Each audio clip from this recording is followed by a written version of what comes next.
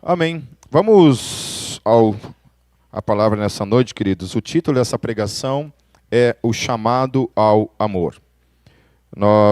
Eu estou fazendo uma série em cima desse assunto chamado, porque quero trabalhar com a igreja essa questão dos valores básicos da fé cristã. Então a gente tratou essa questão do servir, que isso é uma questão prioritária para nossas vidas. Outra questão prioritária para nossas vidas é trabalhar para a unidade da igreja, né? Nós temos que cuidar uns dos outros, lutar pela unidade da igreja. O segundo aspecto é a questão do perdão. Uma igreja precisa aprender a caminhar perdoando todos os dias. Aí a gente viu lá o que a Bíblia fala a respeito disso, né? Coisas que muitas vezes nos confunde, né? Porque há fatores na nossa vida que é difícil você simplesmente perdoar, né? Então, aquele entendimento que perdão significa esquecimento. Não é isso. O perdão não é esquecimento, mas o perdão é uma ordenança da parte de Deus para que até mesmo a gente também seja perdoado. Então, se eu não perdoo, a Bíblia fala que eu também, do mesmo modo, não serei perdoado. Então, não é um psicólogo que vai te falar isso, não é um pastor que vai te falar isso, não é um psiquiatra, não é ninguém que vai te falar e te liberar dessa questão. Okay? Então, nenhum de nós, nenhum ser humano tem a autoridade de liberar qualquer um de nós para que a gente não perdoe. Porque as Escrituras são claras nesse aspecto. Se eu não perdoo, ok, eu também não recebo perdão. Então, o perdão, ele é uma exigência da parte de Deus para que o perdão dele, a nossa vida, também tenha a sua eficiência. Então, fácil não é. Então, depois você volta lá e ouça novamente essa pregação que a gente tratou sobre esse assunto. E hoje também eu quero tratar, então, sobre o quarto assunto, o quarto valor da fé cristã, que é também prioritário para cada um de nós, que é a questão do amor. Amém? Certo? Hoje, né, você falar de amor é uma questão um pouco complicada, porque, né, a gente vive na era do amor, né? Então, né, a gente tem um governo do amor, a gente tem a era do amor, tem tudo isso, né, que se fala isso, brincando com isso, mas a gente chegou numa questão, né, que a impressão que se tem de que o amor, nós temos amor suficiente, e o nosso amor ele é suficiente para mudar a questão política, mudar o mundo, mas daí quando se fala de amor, de que amor nós estamos falando, né? De que amor, de que tipo de amor que nós estamos falando e tratando quando a gente vai falar desse assunto, que é a questão do amor. Então, lá no grego, a gente não vai trabalhar a questão dos tipos de amor, mas quando a gente traduz o grego para o português, essa palavra amor, no grego, ela vai ter vários tipos de amor, né? Então, vai ter lá um tipo de amor que denotava aquela questão da atração física, né, que também é necessário nos seres humanos, especialmente dentro da questão de um casamento, né? É necessário que se tenha o amor eros, né, que é o amor que desenvolve a questão da atração física, né, que não tem a ver com a questão da porneia, né, que é interessante, porque muitas vezes a porneia se confunde com eros, né? Então a Bíblia ela valida o eros, mas ela não valida a questão da porneia, porque eros é o amor físico, é o amor da atração física. A pornografia é uma distorção absoluta do sentido que Deus deu para cada um de nós, o desenvolvimento da nossa sexualidade. Então a porneia ela é uma corrupção, né? Então por isso que ela é reprovada por Deus. Mas não eros. Eros não é reprovado desde que o eros não desemboque na questão da porneia, né, que seria a questão da imoralidade sexual. Porém, o mundo de hoje ele entende, né, que o amor é isso, o amor, né, então toda forma de amor é válida, é dito dessa forma. Então, mesmo que esse amor se manifeste na porneia, na imoralidade sexual, segundo o mundo ela é válida. Por quê? Porque ela é amor. Então, todo o amor é válido. Então, por exemplo, você pode ver pessoas lá na Europa fazendo protestos e defendendo a sua liberdade de ter relações sexuais com seus animais, né? Porque entende que isso também é amor, né? Então, isso também é um tipo de amor. Então, o poliamor, então, hoje em dia é possível você né, dentro dessa questão da conotação da imoralidade sexual, você, né, ter um cardápio variado de opções na sexualidade, e tudo isso é classificado como amor. Mas à luz das Escrituras, não. Deus nunca chama isso de amor. Ele chama isso de porneia, ele chama isso de imoralidade sexual, e reprova isso, descrevendo todas essas questões como pecado, ponto final. Né? Então, por mais que o mundo tenta romantizar essa questão da porneia, biblicamente falando, ela é reprovável, certo?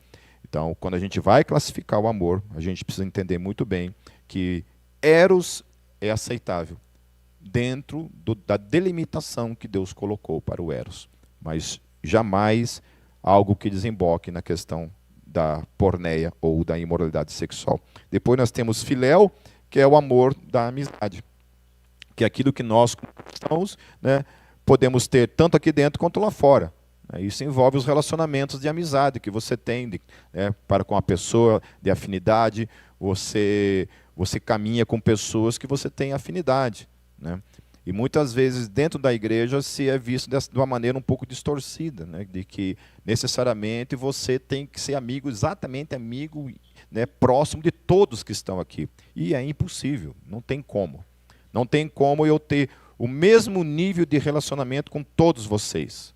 É impossível, certo? Não tem como. A gente não consegue manter o mesmo nível de relacionamento com todas as pessoas. É impossível, não tem como. Nem o Senhor Jesus, enquanto homem, teve um tipo de relacionamento nesse aspecto. Né? Jesus tinha lá os seus 12, que caminhavam com ele de maneira mais próxima.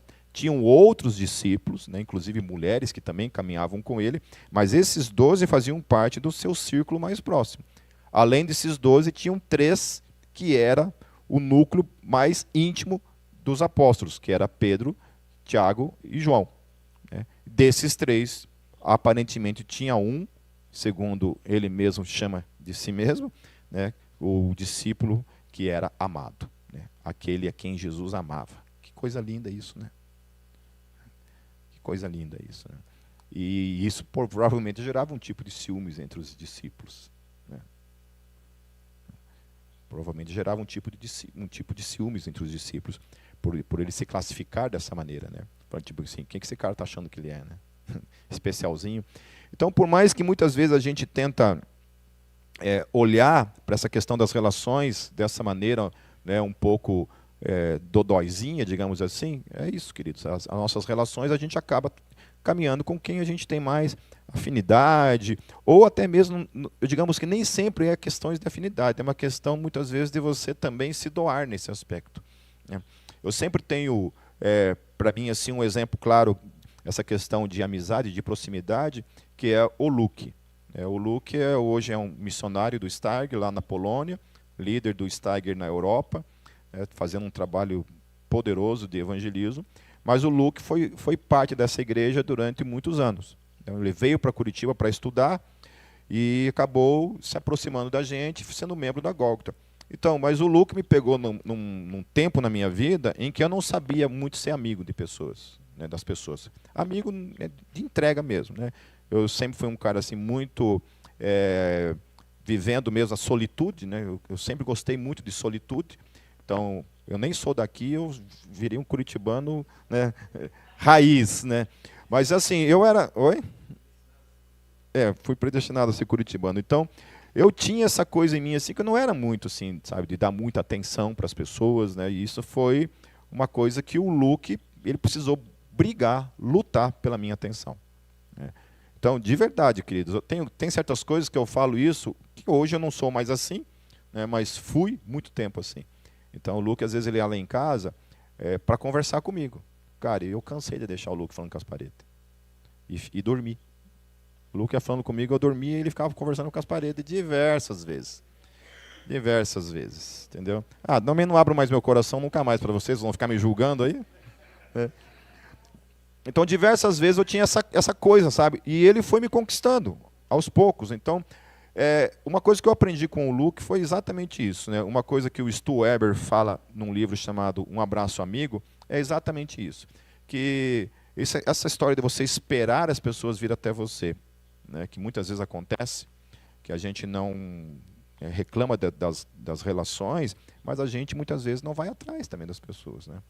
Então é isso. Quando eu quero ter algum tipo de amizade, eu vou atrás da pessoa, entendeu? É isso. Então, se eu não vou atrás de vocês já entenderam o recado, né? Se lasquem. Amém? Mas aí temos finalmente o terceiro amor, né, que é o amor que a gente vai entender à luz, especialmente do Novo Testamento, que é como Deus se classifica. Quando a Bíblia vai falar a respeito de Deus, a Bíblia fala que Deus é amor. Então, o amor é Deus. E essa palavra no grego vai ser a palavra ágape. Então, ágape é quem Deus é. E o apóstolo Paulo ele vai falar lá em 1 Coríntios 13, ele vai falar que de todos os dons, toda a questão da fé, da esperança, tudo mais, tudo isso vai acabar um dia. Mas só tem uma coisa que a gente experimenta nesse mundo, que vai durar toda a eternidade, que é o amor. Amém? Que é esse amor. E aí quando a Bíblia vai falar desse amor, de que amor que ele está falando? Ele não está falando de eros, né? Porque pela Bíblia no céu não vai ter nenhum tipo de sexualidade, né? Obviamente que não precisa ficar triste, porque se nós vamos viver coisas lá, que essas coisas são muito pequenas diante do que nós vamos vivenciar no céu. Amém, queridos? Amém? Ou broxaram, não querem mais ir para o céu, porque não vai ter mais tchaca-tchaca na buchaca, não querem mais ir para o céu, né? Certo? Então, vamos viver realmente a plenitude do amor, desse amor ágape, né? Então, o coração do Evangelho, ele se define lá em João 3,16. Porque Deus amou o mundo de tal maneira que deu o seu Filho unigênito, para que todo aquele que nele crê não pereça, mas tenha a vida eterna. Então, a revelação da Bíblia é que nós temos um Deus que ama o ser humano. Vocês sabiam que o único Deus de toda o panteão que já existiu, todos os panteões possíveis, de todas as culturas possíveis, de todas as ideologias possíveis, o cristianismo é a única religião que apresenta um Deus que ama o ser humano. Você não vai encontrar um Deus que ama dentro do panteão grego, do panteão romano, do panteão egípcio, dentro do islamismo, por exemplo. Alá nunca é revelado como um Deus que ama. Nunca. Você não encontra dentro do islamismo a palavra amor ligada a Alá. Dentro do budismo não faz nem sentido, porque Deus não existe no budismo, né? A religião budista não tem uma crença numa divindade, né? Acabou aqui. Ei, som. Desliguei sem querer aqui. Fui falar das divindades aí, eu começou a manifestar.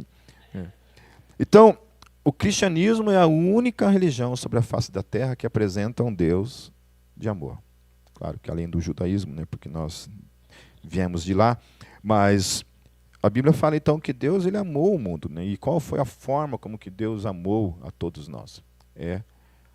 Oferecendo o seu Filho, Jesus, por cada um de nós, né?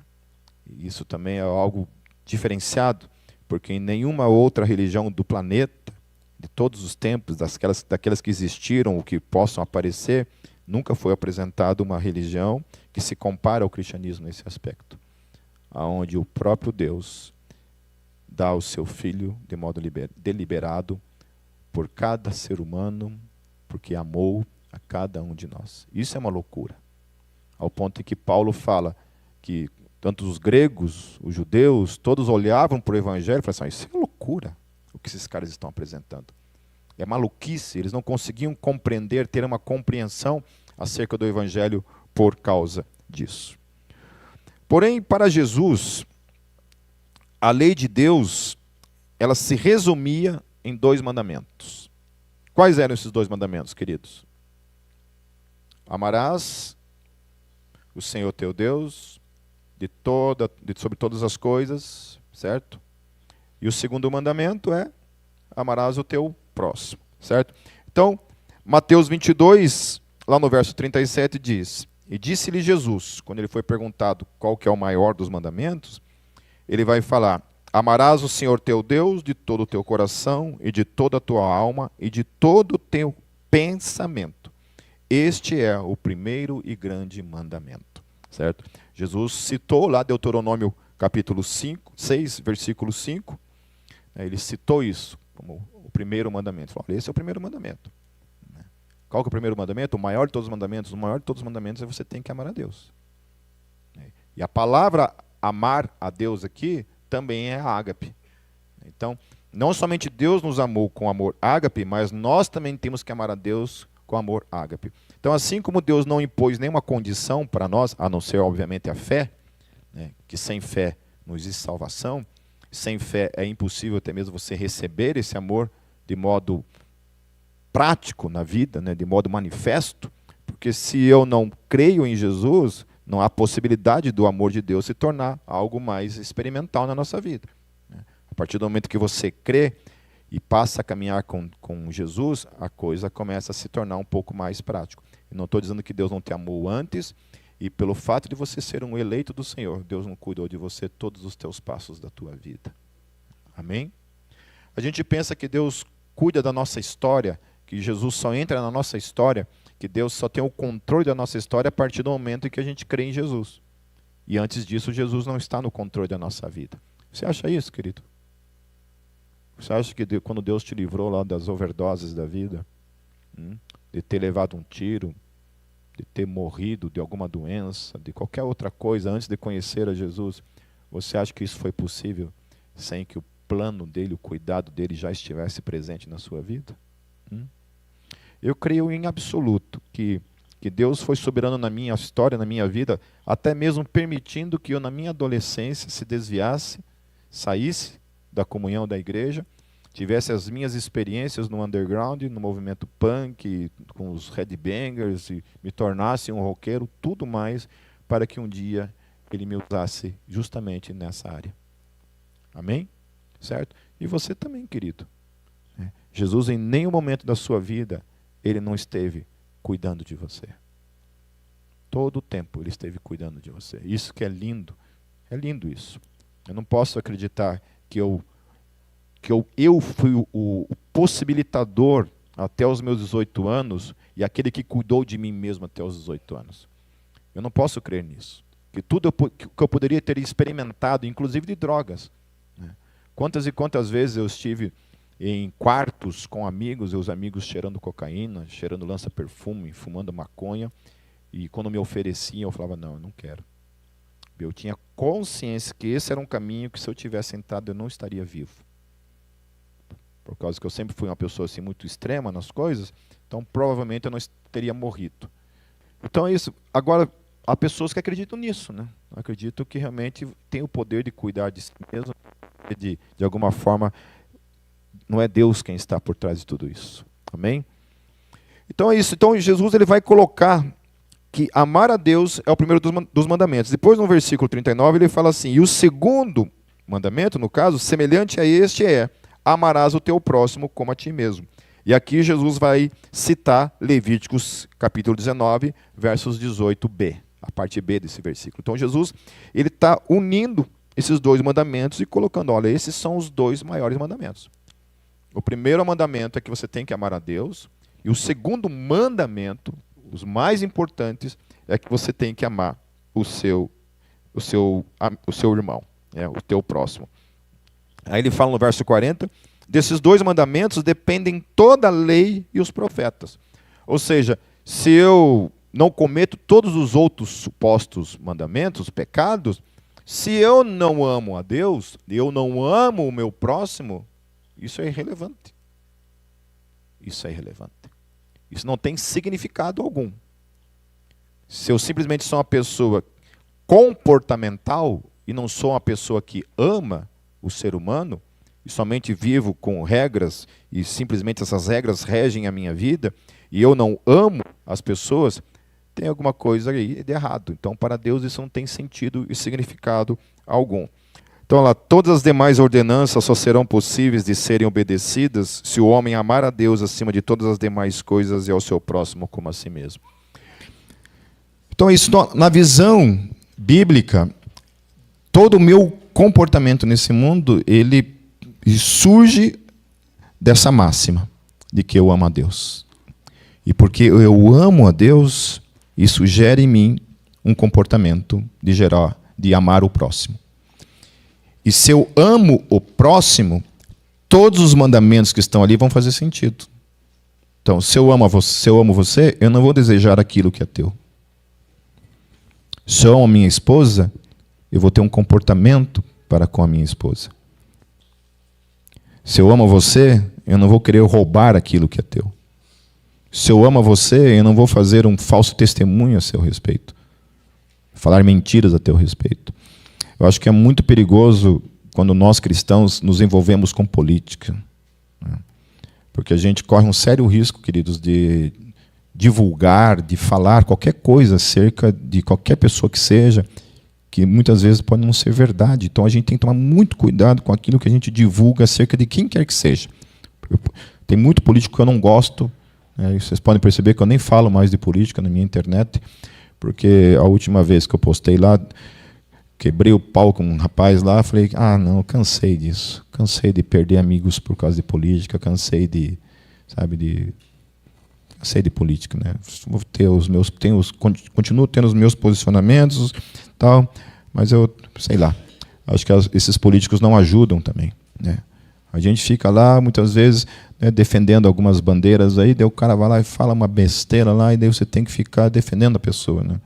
Então foi justamente isso que aconteceu. Eu defendi uma coisa lá e o cara que me chamou em box lá acabou jogando um monte de coisa assim, né, no ventilador lá, que não tinha, nem era isso que eu estava tratando, daí que fiquei lá começando a querer perder meu tempo em responder essas questões. Eu falei, não, para. Eu não perco mais meu tempo com isso, não vou gastar meu tempo com isso. Chamei a pessoa em box e falei, olha, querido, você tem o teu posicionamento, amém, segue o teu caminho, eu sigo o meu e está tudo certo. Você não vai me convencer do contrário, eu não vou convencer você, está tudo certo. Vai lá viver o teu, eu vou viver a minha vida e ponto final.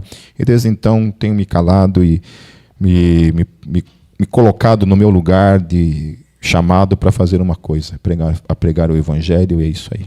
Porque é o Evangelho que une, é o Evangelho que transforma a sociedade, é o Evangelho que transforma o ladrão, é o Evangelho que transforma a prostituta, é o Evangelho que vai nos hospitais, é o Evangelho que cria asilos, é o Evangelho que liberta das drogas, é o Evangelho. Entendeu? Político não tem o poder de fazer isso. Nenhuma política no mundo, seja de direita ou de esquerda, tem o poder de transformar o coração do ser humano. Somente o Evangelho tem esse poder. Amém?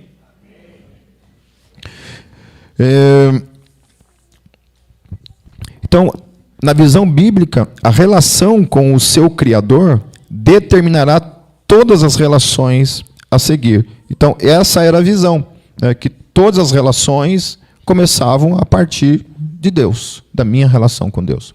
E foi ou não foi isso que exatamente aconteceu comigo e com você? A minha vida e a tua vida não foi transformada a partir de Cristo? Amém? Não foi Ele que foi o divisor de águas? Né? A minha vida pode ser dividida assim, entre antes de Jesus e depois de Jesus. O que Ele fez na minha vida? O que Ele me transformou? Amém? Então, nós corremos o risco também de olhar para isso a gente corre. A gente escuta bastante ser falado a respeito disso, muito crente fala esse tipo de coisa, porque nós corremos o risco de entender que o primeiro mandamento é aquele que de fato importa ser obedecido, enquanto ignoramos todos os demais. Então a gente pode muitas vezes olhar lá para quando Jesus fala que o principal mandamento é amar a Deus, e a gente se contenta, não, eu amo a Deus, as pessoas que se lasquem. Eu quero ter comunhão, quero ter a minha relação com Deus, o meu relacionamento com Deus, mas eu não quero me relacionar com pessoas. Entende?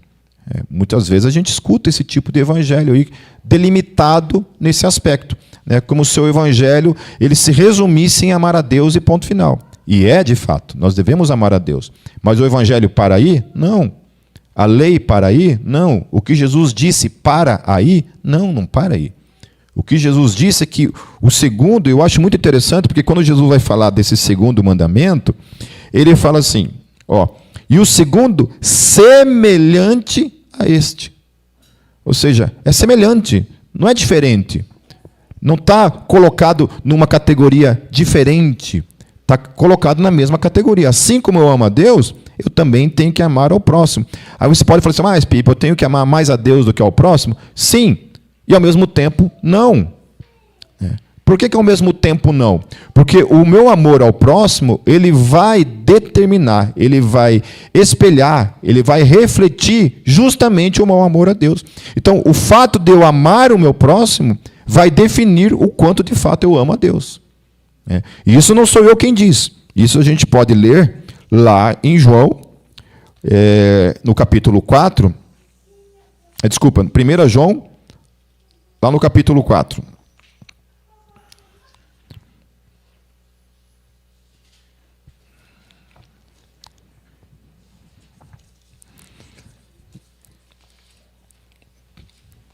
A partir do versículo 7, queridos. Olha o que João, justamente o apóstolo amado, né, aquele que dizia ser o apóstolo amado, olha o que ele nos ensina. Amados, amemo-nos uns aos outros, porque o amor é de Deus. E qualquer que ama é nascido de Deus e conhece a Deus. Então, João ele coloca uma delimitação clara aqui, olha, que quem não ama, não vem com essa conversa, não, é que eu amo a Deus, o resto que se lasque. Se eu digo o resto que se lasque, tem alguma coisa errada na primeira frase que eu disse. Então, se eu digo que eu amo a Deus, eu digo que eu não amo as pessoas, tem um problema nessa frase. Eu estou sendo claramente um mentiroso. Eu estou mentindo. O que eu estou falando não é verdadeiro. Isso que eu estou falando, que eu estou pronunciando, é uma mentira. Isso não faz sentido à luz das Escrituras. Eu posso declarar o que eu quiser, mas isso não faz sentido. Então, quem define o amor e quem define a minha conduta e todo aquilo que eu afirmo com a minha boca é a Escritura. É ela que determina. Então, por mais que as pessoas falam o que falam, dizem o que dizem, não, eu amo a Deus, eu não gosto de pessoas, mas eu amo a Deus. É mentira isso. Isso é uma mentira descarada, à luz das Escrituras. Mas você tem a tua interpretação. Não é. Acho que todo mundo pode ler isso daqui claramente e entender dessa forma. Entendeu? Aí, se eu vou discordar das Escrituras, então. Né? Eu acho que a gente vive uma geração hoje muito perigosa de crentes que se colocam justamente nessa condição de achar que podem, inclusive, discordar das Escrituras. Né? E de relativizar as Escrituras. De escolher somente alguns textos e falar, esse aqui eu gosto, essa fatia do bolo eu trago para a minha vida, mas essa daqui eu ignoro por completo. Eu já vi pessoas falarem, eu discordo do apóstolo Paulo, eu não gosto do apóstolo Paulo. Meu Deus, quantos livros do Novo Testamento? 13? São 13 cartas, né? 13 cartas do Novo Testamento ele tem que jogar no lixo, porque ele não gosta do apóstolo Paulo. Né? Ou do Evangelho de Jesus mesmo, o meu Jesus ele é só amor. Será que é só love Jesus? Né? Esses dias alguém tratando essa questão a respeito de você agir muitas vezes com violência, né? Digamos assim, diante de uma necessidade. Né? E aí foi trazida essa questão de que, você consegue imaginar Jesus tendo algumas atitudes de violência, por exemplo? Né? Jesus agindo violentamente diante de uma atitude, né? Aí, na hora, me veio a ideia lá de Jesus, quando Jesus entra no templo. Por que Jesus não levou flores para os cambistas lá? Né? Não seria mais parte do caráter de Jesus olhar para esse Jesus paz e amor, só love? Jesus chegaria lá no templo com um monte de flores nas mãos e conversasse, dialogasse com eles. Falasse, olha, queridos, né, não venham vender essas coisas aqui, né? Fazer aqueles 3 passos que ele mesmo falou, né? Vai lá e exorta o irmão primeiro, né? Depois chama mais 2 testemunhas. Né? Se o cambista quiser continuar, você chama ele para a igreja. Né? Jesus atropelou esse próprio conselho que lhe deu e fez o quê? Pegou lá um azorrague, né? Fez um chicotinho lá, pegou um chicotinho de azorrague e fez o quê, queridos? Bateu com amor? Vocês acham que ele fez aquilo com muito amor? Fez aquilo com muito amor, eu creio. Entende? Então, essa ideia de olhar para Deus como uma pessoa assim, amorosa, aquela coisa meio hippie, sabe? Paz e amor, aquilo ali pode ser muito bonito, sabe? Nas imagens, nas figuras, mas não condiz com o Deus bíblico. Quando a Bíblia vai falar a respeito desse Deus de amor, ela também descreve Deus com a sua espada indo, decepando cabeças, destruindo, atropelando, pisando os seus inimigos. A Bíblia descreve ele como o Senhor dos exércitos, como um Deus de ira.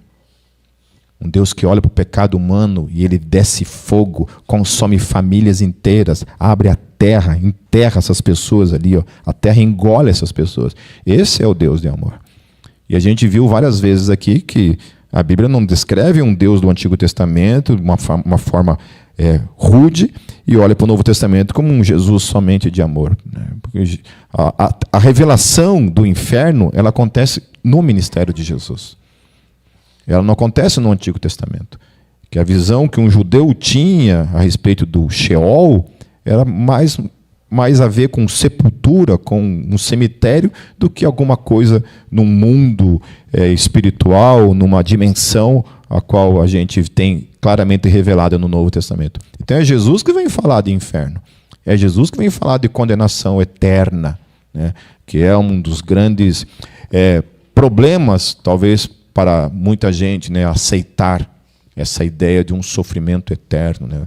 Eu estava vendo um debate do Luiz Saião, é isso, né?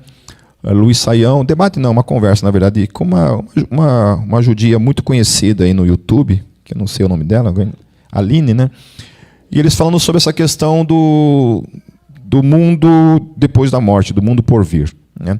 Então a Aline explicando que no judaísmo eles não conseguem conceber essa questão de uma eternidade, né, de sofrimento. Não consegue porque Deus é amor, né? Então não consegue conciliar essa ideia de eternidade e de eterna, né, um sofrimento eterno com um Deus de amor.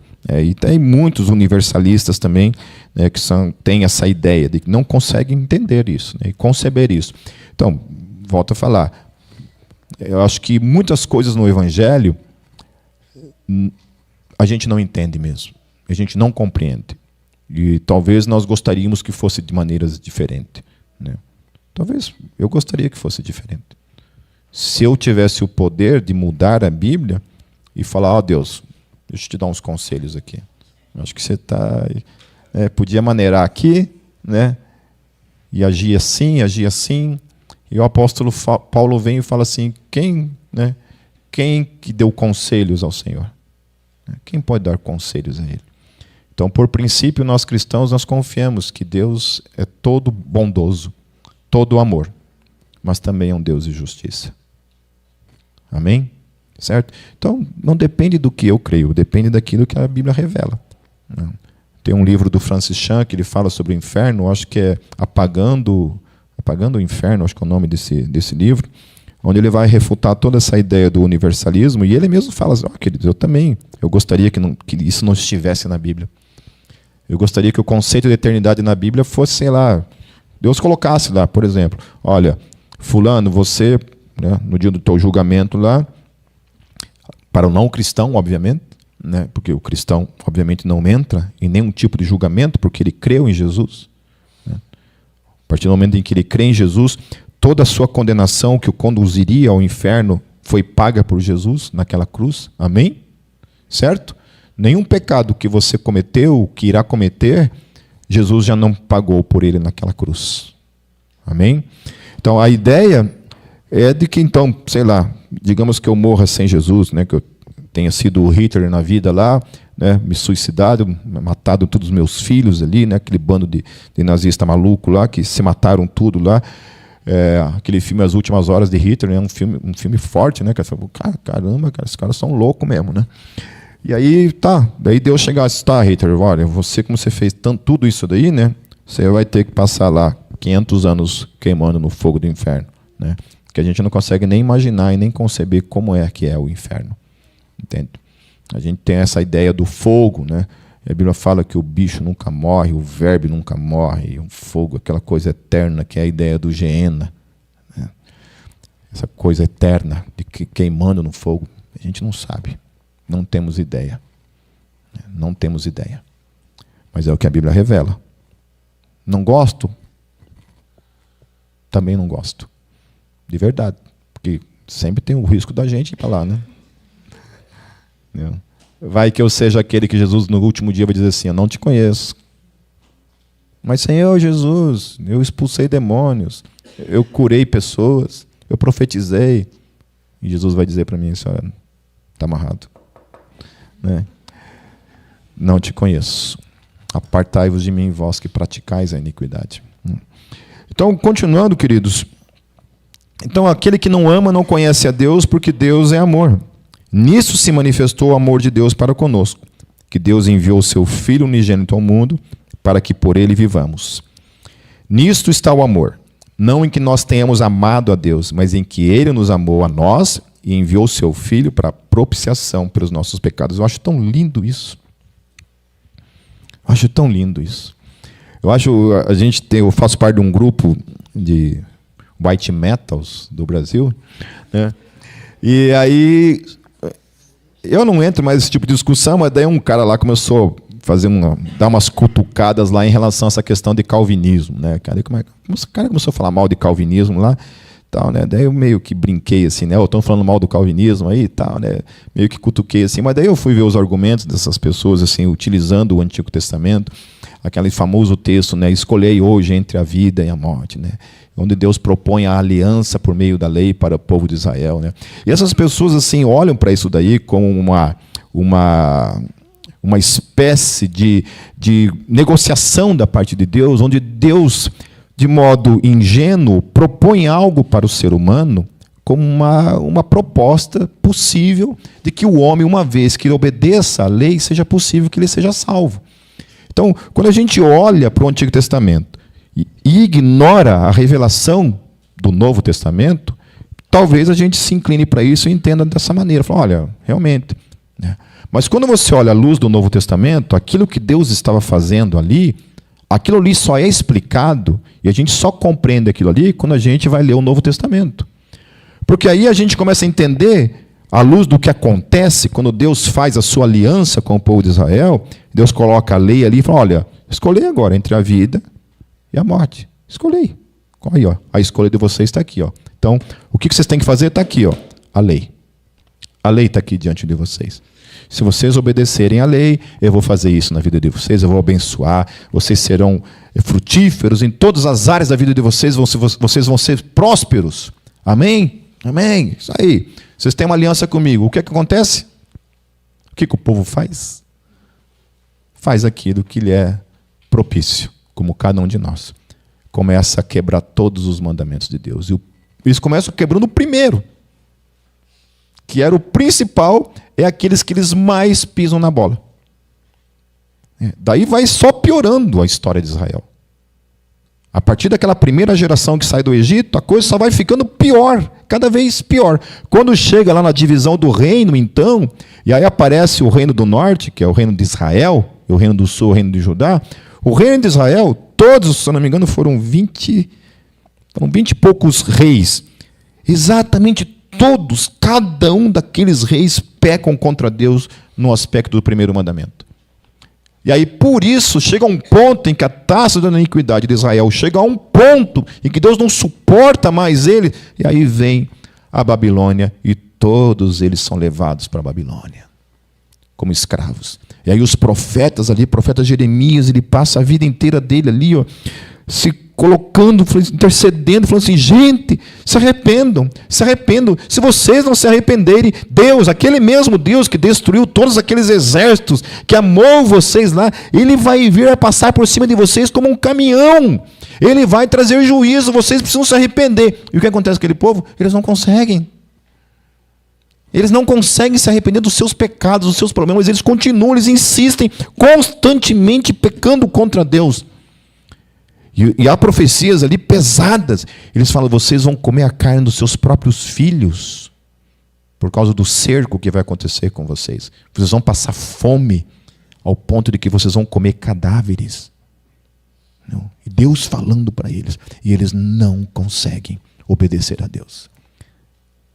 E o apóstolo Paulo vem e fala, por que isso foi revelado? Por que Deus revelou a lei?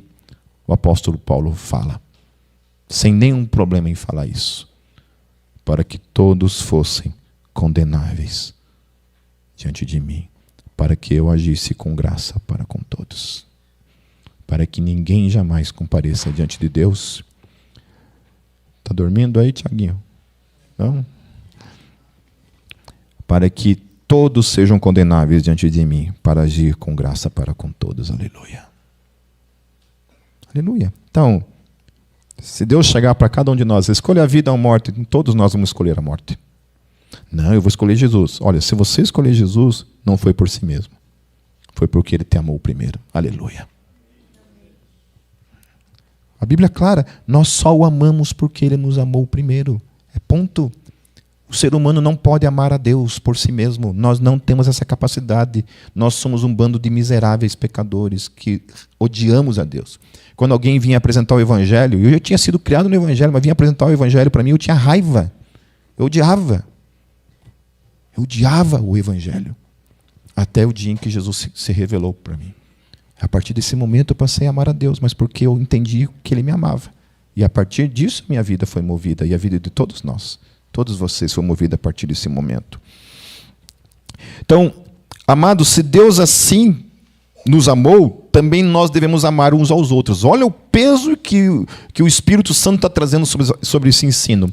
Ele está falando que assim como Deus amou cada um de nós, assim eu tenho que amar vocês também. Ele não colocou uma coisa assim embaixo, olha, você tem que amar mais a Deus e depois o restante você direciona para o próximo. Não, assim como Deus amou a mim e eu entendi o amor de Deus, eu tenho que fazer todo o possível pelo meu próximo e amar a ele da mesma maneira. É o que o apóstolo João está falando. E aí ele vai falar, ninguém jamais viu a Deus. Se nos amamos uns aos outros, Deus está em nós e em nós é perfeito o seu amor.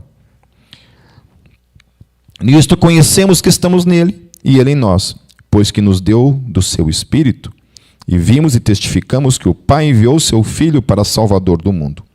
Qualquer que confessar que Jesus é o Filho de Deus, Deus está nele e ele em Deus. E nós conhecemos e cremos no amor que Deus nos tem. Deus é amor, e quem está em amor está em Deus, e Deus nele. Nisto é perfeito o amor para conosco, para que no dia do juízo temos confiança. Porque qual ele é, somos nós também neste mundo. Olha que coisa poderosa, queridos. Qual que é o princípio que o João está falando aqui? Porque nós conhecemos a Deus. Porque somos conhecidos por Deus. Porque Deus habita em cada um de nós. E o seu Espírito foi enviado em cada um de nós. Esse Espírito flui em mim, flui em cada um de nós. E assim, por meio desse Espírito, nós amamos uns aos outros. O que Deus está falando é que se eu não amo a cada um de vocês, significa que a minha experiência mística em Cristo Jesus nunca aconteceu. Se eu sou esse cara que insistentemente não gosto de pessoas, não quero estar com pessoas, odeio pessoas, entendeu? Há algo de errado nessa minha confissão. Se a minha confissão ela não se manifesta de modo prático, em amor de uns para com os outros, há um problema sério na realidade dessa experiência na minha vida. Então ele vai falar que no amor não há temor, antes o perfeito amor lança fora o temor, porque o temor tem consigo a pena. O que teme não é perfeito em amor. Nós amamos a ele porque ele nos amou primeiro. Se alguém diz, preste bem atenção nisso, se alguém diz, eu amo a Deus e odeia a seu irmão, é o quê? Mentiroso. Vamos falar juntos, todos nós? Eu vou falar e você repete. Se alguém diz, eu amo a Deus e odeia seu irmão, é mentiroso. Amém? Certo? Então, se alguém aqui, se um dia alguém chegar para você, olha, eu amo a Deus, mas eu tenho uma raiva daquele irmão, você faz o quê? Fala, irmão, primeira afirmação, você falou errado, você está mentindo. Você não ama a Deus. Amém? Certo? Que quem ama a Deus, automaticamente ama o seu irmão, porque o amor ali está no mesmo nível. Não é de uma outra natureza, é da mesma natureza, é da mesma fonte. Certo? Assim como você, não adianta você procurar um abacaxi num pé de bananeira, certo? De bananeira. Certo? Alguém vai procurar o abacaxi em pé de bananeira aqui? Levanta a mão aí. Talvez o pessoal da Cross ali, acho que procurou em alguns momentos ali, né, Christopher? Já procurou, já? No momento de doideira lá, procurou feijão em pé de milho, né? Tá assim, não acredito. Então, se alguém diz eu amo a Deus e odeio a seu irmão, é mentiroso. Pois quem não ama a seu irmão ao qual viu, como pode amar a Deus a quem não viu? Então ele está colocando em dúvida. Olha, esse papo aí de dizer que ama a Deus, mas não ama seu irmão, é papo de migué. É papo de mentiroso. Não condiz. Amém? É difícil? É. A vida em comunidade é difícil? É. Nossas relações fora daqui são difíceis? São. Às vezes a relação com família é difícil? É. Né? Às vezes é difícil. Eu sei que tem gente que não suporta ficar perto da mãe, por exemplo. Né? Às vezes tem uma mãe muito crítica. Eu não vou falar aqui, porque eu não posso expor certas coisas aqui, né? Porque às vezes vai que a minha velhinha está assistindo lá também, vai ficar... Né? Mas às vezes é difícil essa relação com irmãos, a relação com, né, com pai, com mãe. É difícil. Então, e dele temos esse mandamento, que quem ama a Deus, ame também a seu irmão. Olha só que coisa poderosa. Então, eu quero, Senhor, eu te amo. Ok. Declare o seu amor a Deus. Mas que isso se manifeste também nisso aqui. De amor de uns para com os outros. Amém? Ainda em João, no capítulo 13, nos versos 34 e 35, olha o que Jesus ele fala para os seus discípulos. Um novo mandamento vos dou, que vos ameis uns aos outros, como eu vos amei a vós. Difícil, né? O padrão que Jesus estabelece para cada um de nós. Porque o padrão é Ele. O padrão não é a forma como cada um daqui ama, cada um que está aqui ama a Deus. Não é isso. O padrão é a forma como Jesus nos amou. Eu acho muito interessante nessa questão de quando a gente olha para a literatura, especialmente do Brennan Manning, num livro Assinatura de Jesus, é o meu livro preferido do Brennan. Ele fala uma coisa muito interessante dessa questão da perspectiva cristã que muitas vezes nós temos na nossa vida, de infelizmente nós olharmos sempre na nossa horizontal. Sempre a gente se compara com o outro. Então, eu vou olhar para o quanto o Christopher ama e eu vou estabelecer que o Christopher é o meu padrão de amor.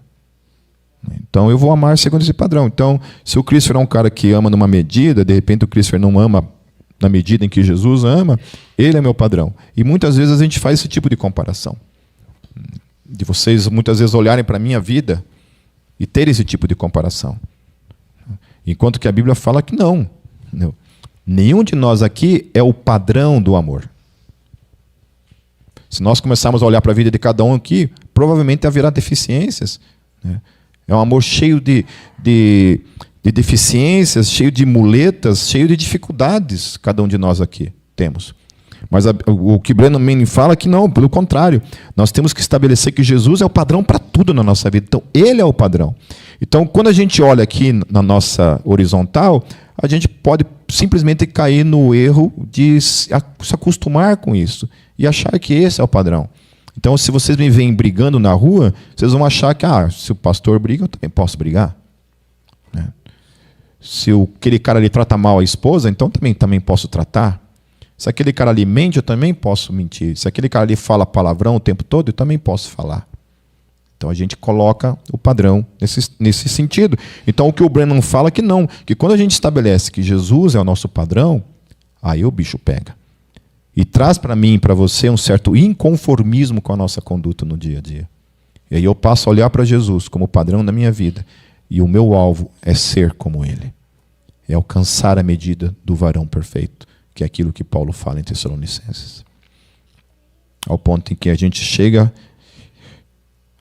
à ousadia de falar as palavras de Paulo: sede meus imitadores, porque eu sou de Jesus. Amém? Amém?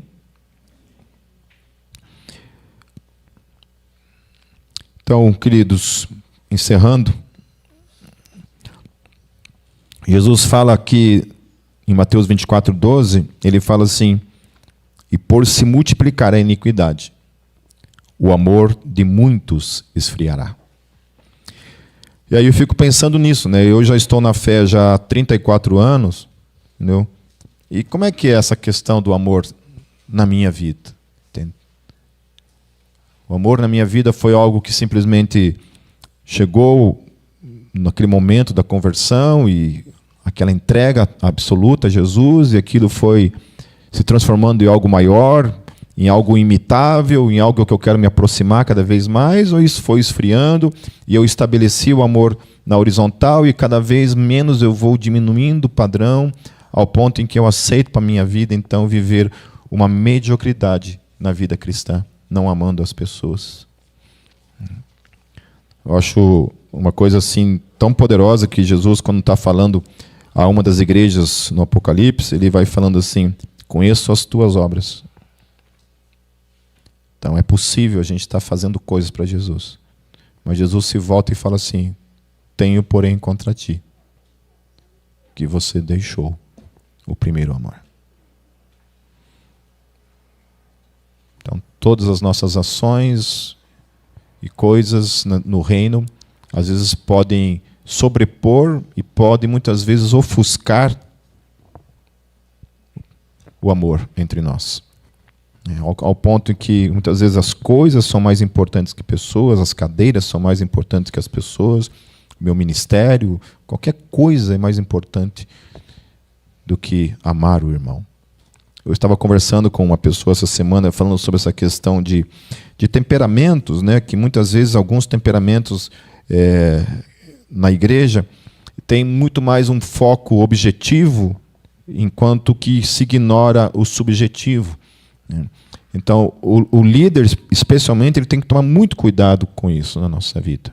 Especialmente pessoas que talvez tenham um temperamento um pouco mais colérico, precisa cuidar muito mais com isso, né? Apesar que a Kátia hoje, como quase já uma psicóloga, ela fala isso, né? Que são termos que já não são mais tanto utilizados na psicologia, né? Questão de colérico, fleumático, sanguíneo e melancólico, mas essa questão de que você tem que observar muitas vezes na vida se o objetivo, muitas vezes, ele não acaba atropelando o subjetivo. Em que sentido? Eu tenho um alvo na minha vida, digamos assim, que o alvo dessa igreja seja o crescimento, multiplicação, nos tornarmos uma igreja, uma mega igreja, alguma coisa assim. E nesse intuito de alcançar um alvo tal, a gente vai atropelando todos nós aqui. Entende? Então, a subjetividade, a experiência pessoal de cada um, como cada um funciona, a experiência histórica, a experiência pessoal, a vida de cada um de nós é diferente. Cada um de nós vive uma realidade diferente no dia a dia. Começa para aqueles que são casados, né? E, infelizmente, Deus não fez todo mundo igualzinho e perfeitamente encaixado, né? Infelizmente. Então, eu não casei comigo mesmo. Se eu tivesse casado comigo mesmo, provavelmente eu tinha me matado. Graças a Deus eu casei com uma mulher que, olha, coroa da Kátia do tamanho da minha cabeça, para vocês terem uma ideia. Bem grande. Então é isso, mas... Amém, queridos? Respeitemos a subjetividade de cada um, porque isso é viver em comunidade, assim como Jesus nos amou. E nos amou até o fim. A palavra dele diz que ele nunca vai nos abandonar. Então, se ele habita em nós, nós fomos chamados para nos amar uns aos outros.